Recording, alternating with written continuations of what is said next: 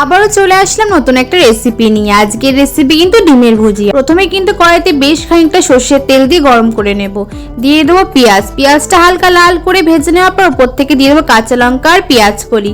ভালো করে আরো কিছুক্ষণ ফ্রাই করে নেব। তারপর ওপর থেকে অ্যাড করে দেবো টমেটো। টমেটো দেওয়ার পর কিছুক্ষণ নাড়িয়ে ওপর থেকে দিয়ে দেবো পরিমাণ মতো নুন, হলুদ গুঁড়ো আর লঙ্কার গুঁড়ো দিয়ে কিন্তু বেশ খানিকক্ষণ ভালো করে কিন্তু ফ্রাই করে নেব। তারপর আমি এদিকে কিন্তু 4টে ডিম ভালো করে ফাটিয়ে কিন্তু অল্প নুন দিয়ে কিন্তু ফেটিয়ে নেব। ভালো করে কিন্তু ফেটানো হয়ে গেলে কিন্তু কড়াইতে ডিমগুলো দিয়ে দেবো। দিয়ে বেশ খানিকক্ষণ কিন্তু ভালো করে নাড়িয়ে নেব। বেশ অনেকক্ষণ কিন্তু ফ্রাই করে নিতে হবে। যতক্ষণ ডিমগুলো না ঝুড়ো ঝুড়ো ভাব হয়ে আসছে ততক্ষণ কিন্তু ভালো করে নাড়িয়ে যেতে হবে। ভালো মতো ডিমটা যখন ঝুড়ো হয়ে আসবে তখন কিন্তু নামিয়ে নেব। তো রেডি হয়ে গেছে আমাদের ডিমের ভুজিয়ার রেসিপি। তোমরা কিন্তু এই রেসিপি অবশ্যই বাড়িতে একদিন ট্রাই করো, সবার অনেক অনেক ভালো লাগবে। খাওয়াবে খুব শীঘ্রই নতুন একটা রেসিপি নিয়ে। Thank you for watching, bye by.